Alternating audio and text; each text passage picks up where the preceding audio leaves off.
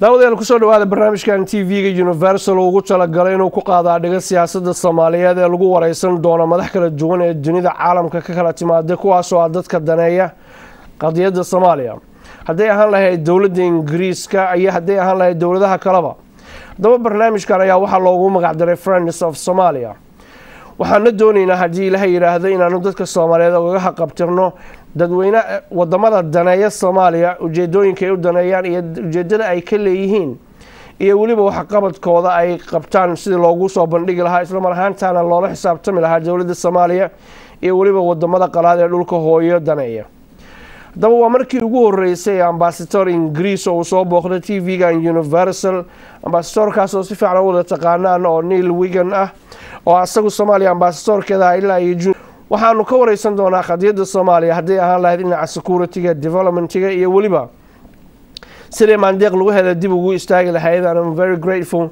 ambassador is here with us today. Ambassador, welcome to Universal TV. Thank you very much. Could you please tell us a bit about Britain's involvement in terms of aid and rebuilding Somalia? Sure, we have really four main activities. The first is diplomatic and international, and we see ourselves as being one of Somalia's best friends internationally. So we try to use our influence in the United Nations, in the European Union, with the regional allies to help the international community help Somalia. The second thing we do is my work and the work of my team in country is political. Our relationships with the President, the Prime Minister and other key Somalis, trying to talk about the processes of getting Somalia into the 2016 elections. The third thing we do is development and aid, and we have our aid programme to Somalia has grown very rapidly from around £30 million now to around £100 million. And we're getting into new fields like bigger health programmes, more work on governance, more work on reforming public finances, and moving away a bit from humanitarian aid, which was what we focused on mostly in the past, although that still remains very big and very important for us. And then of course in security as well, the President and others tell us that security is Somalia's #1 problem, so we cooperate with the Somali security forces to try to defeat the terrorist threat, the threat from piracy, and to try to bring peace and stability to Somalia. You touched there about development. Britain is the largest donor to Somalia. How does this money shared and spread over the different areas that you're focusing on? So as I said, now we spend about £100 million a year. The biggest part of that is still humanitarian aid, which is about £30 to £40 million a year. And of course we're worried about the humanitarian situation now with the bad rains over the last few months. But we're now increasing our money to other sectors, and the main sectors are health and public services, public financial management and capacity building the strength of the government, security sector reform, and then governance and elections. Right. There's a bridge in Beledweyne that British government is supporting and building. Tell us a bit about that, please. So one of the things that we want to do is first not just to be in Mogadishu, but as much as we can to be throughout Somalia. So myself, I've been to Baidoa a few times, to Kismayo, as well as up to Garowe, Bosaso, and so on. So we try to travel around Somalia, and also we try to show that we're active throughout Somalia, not just in Mogadishu. So across south-central Somalia, we've tried to bring projects to areas that have been liberated from Al-Shabaab to demonstrate real progress in those areas. So the bridge that we've built in Beledweyne is one, but we've also built or rehabilitated the football stadium in Baidoa, the football stadium in Kismayo. We've built solar street lighting in Kismayo as well as in Mogadishu. We've rehabilitated markets so that farmers can sell their goods, that normal life can start again. And it's really satisfying to go somewhere like Kismayo and have the elders say, what you've done has really made a difference to our lives, and it makes us feel that things have changed positively since Al-Shabaab left. So since Al-Shabaab left Kismayo and other places, people are thriving and working, bettering themselves daily. Without the British aid and support, would this be possible? The Somalis are incredibly resilient, so even in places where we haven't been able to move as quickly as we can, but we still see communities coming back to life, trying to make life normal. But one of the things that people say to us is things like freedom of speech, and as you know, Somalis like talking, it's a very oral culture. And people felt that when Shabab was there, they really couldn't do that. And now they see that public life, public dialogue has become much freer, and daily life is better for people. So I would like us to move more quickly than we always do. We can't meet all the expectations, but we do feel that there's a real appetite for the international community, for the Somali government to come in and provide real help in areas that have been liberated. British government, mainly DFID, also doing wonderful work on the ground regarding women and children, and FGM, educating mothers. Tell us a bit about that.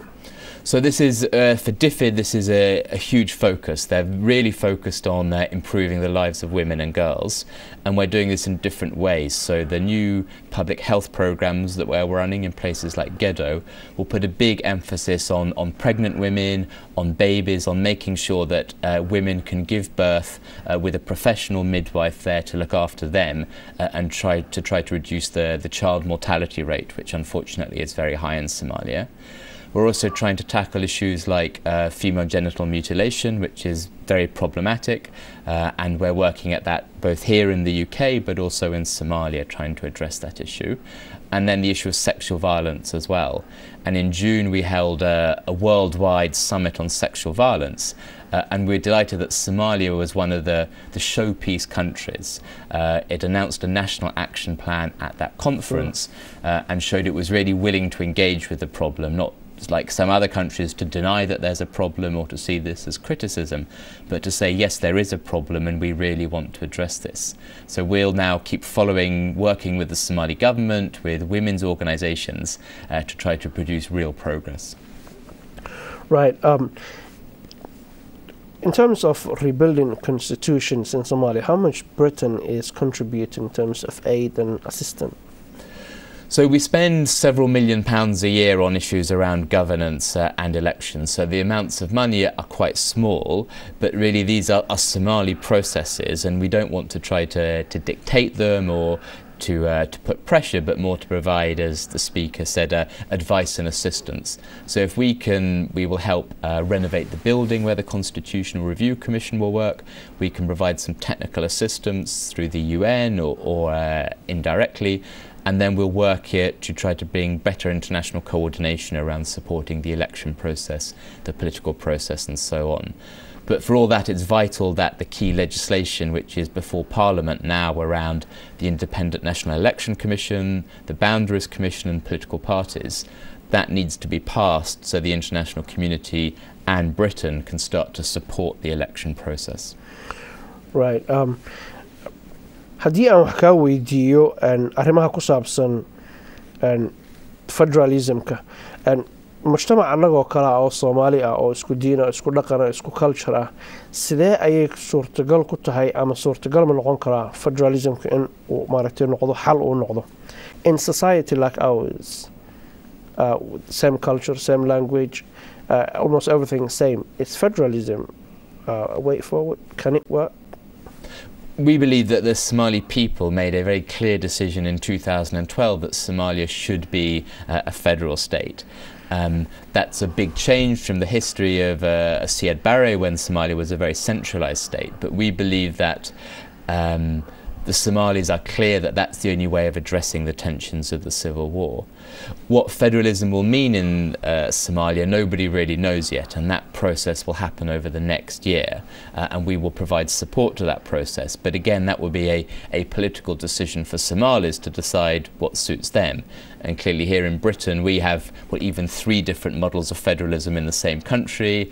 The rest of Europe, the rest of the world has their own models. So we hope Somalia will look at some of those models and decide what works best in Somalia for Somali political culture, for Somali popular culture. Right.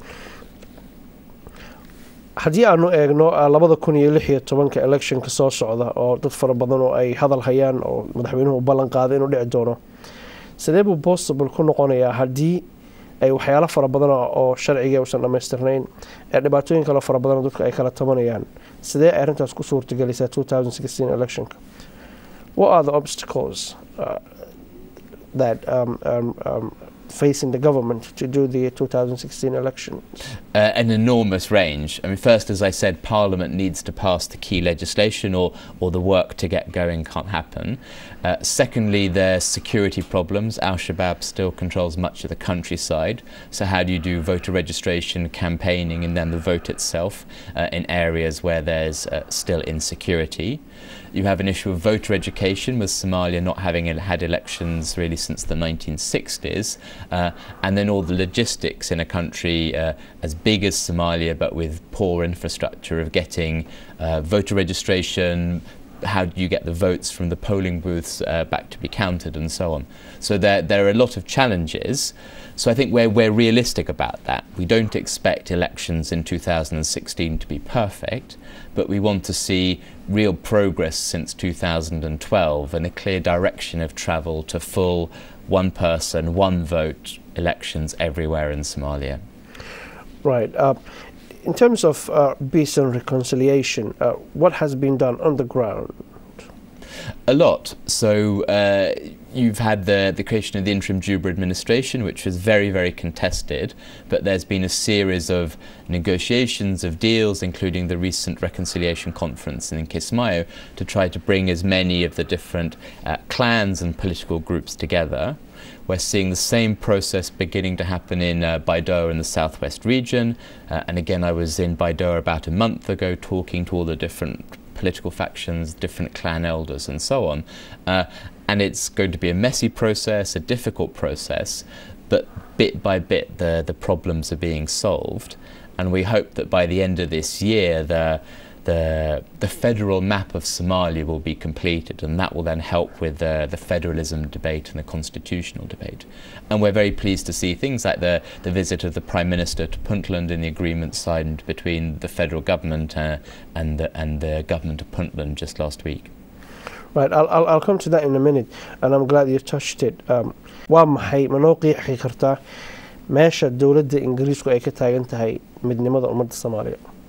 So the big issue, of course, is around the status of Somaliland.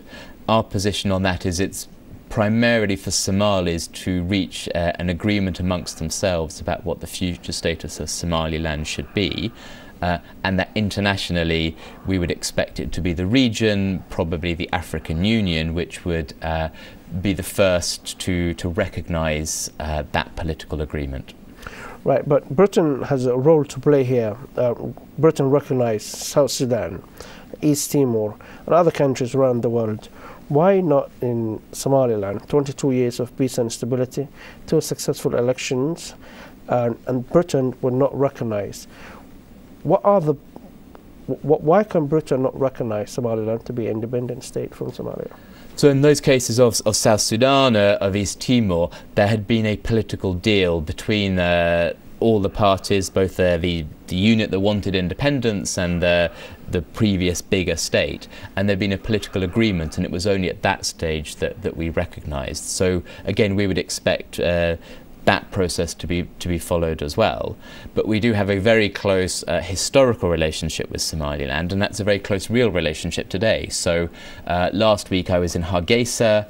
I saw the President Solanyo 5 times in the last 8 days, I think. We had a big visit to a British warship off the coast of Somaliland, and President Solanyo came. We held an anniversary of the First World War, where British and Somalilanders fought together in the First World War in a cemetery in Hargeisa.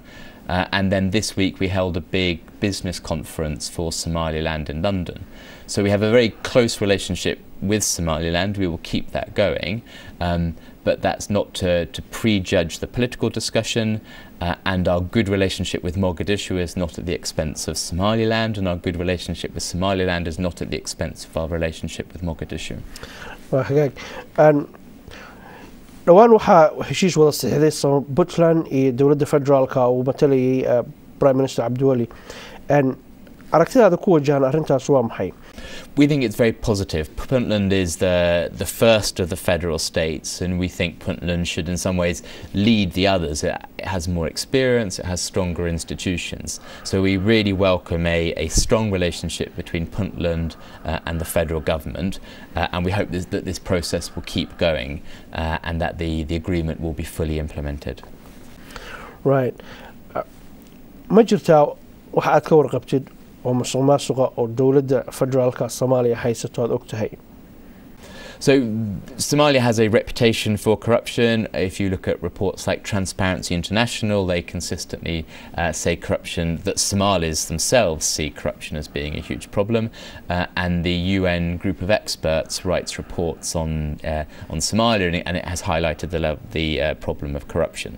So we take this very seriously, including for British taxpayers' money that we spend in Somalia, and we need absolutely to protect that money from the risk of corruption. But we also, at the same time, we want to not just criticise but to help. And we believe that the federal government and administrations like the Juba administration want to tackle corruption. So we will provide support with public financial management.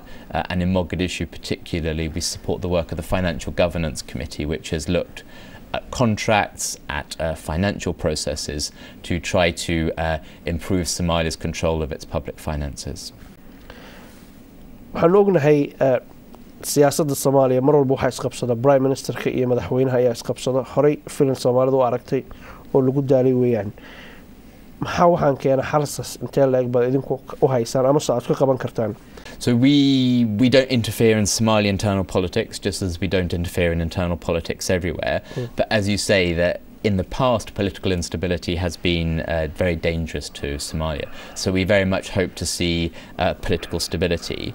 But we don't want to personalise this. There's also, Parliament also has an important role to play, including, as I said, in passing some of this key legislation. So all the different institutions, Parliament, Prime Minister and the President need to play their roles under the Constitution, and there are too many big important tasks, too many threats, and not enough time before 2016 for political differences or problems to slow down the progress that we need to see, particularly when you see how much progress has been made in Somalia in the last few years, and nobody wants to jeopardize that. Right. And haddii la helo institutionno xoog leh oo dhisan oo shaqaynaya sidii loogu talagalay u shaqaynaya shakhsiyaadka is haysta culayskooda uu yaraanaya taasina waxay keenaysaa in dawladdu haraqaado oo xoogsato oo danta ummadda loo shaqeeyo.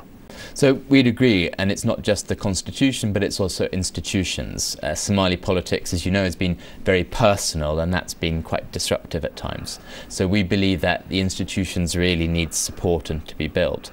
And often when you visit a ministry, then you will see the ministry building itself is in a terrible condition, no computers, no internet.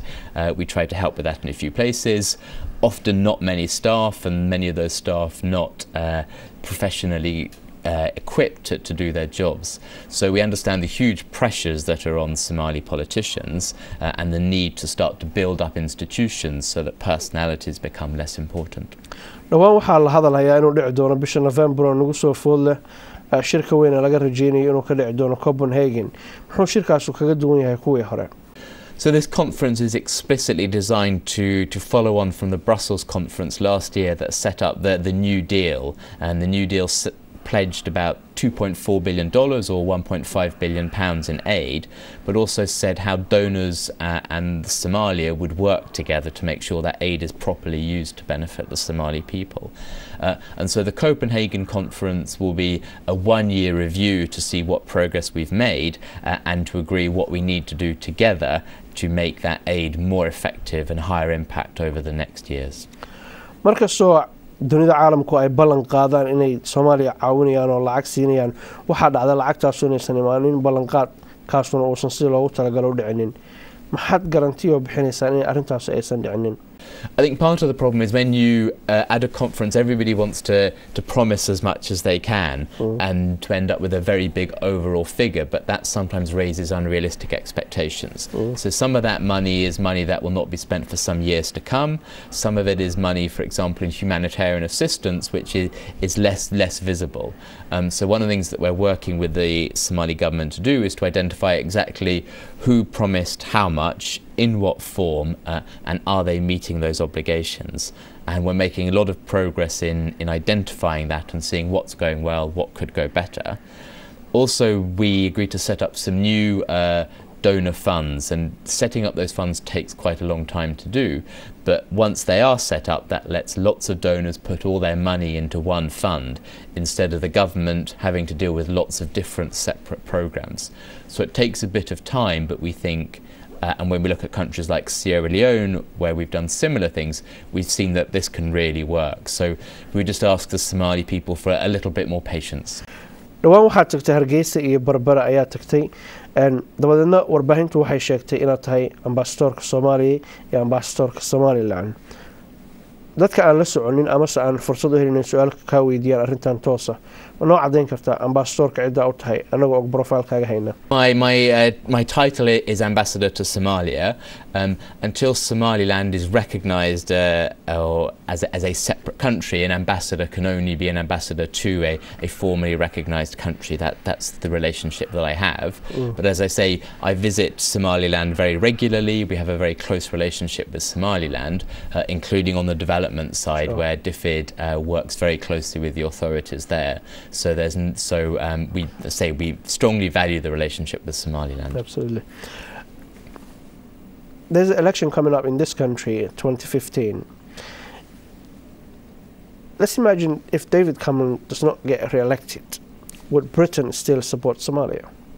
So, as a civil servant, I can't comment at all on British politics. I'm not allowed, but I think we have demonstrated a real commitment to supporting Somalia. There are 200,000 or more Somali Brits, so they have a very strong interest in keeping this relationship going. We have strategic interests like piracy and counter-terrorism, which will continue, and our development programme is determined to work with the poorest people in the world, and unfortunately that includes many Somalis. So I can't promise what any future government will do, but we have good reasons to remain engaged in Somalia. Right. What is your final message to the Somali people who will be watching this program? So I think there are two messages. One is that we are really positive about what's happening in Somalia at the moment. We think that if you look back over 3 years, what's been achieved is incredible. Even what's been achieved in 2014 is better than what we expected at the beginning of the year, and really we're really optimistic for 2015 and 2016.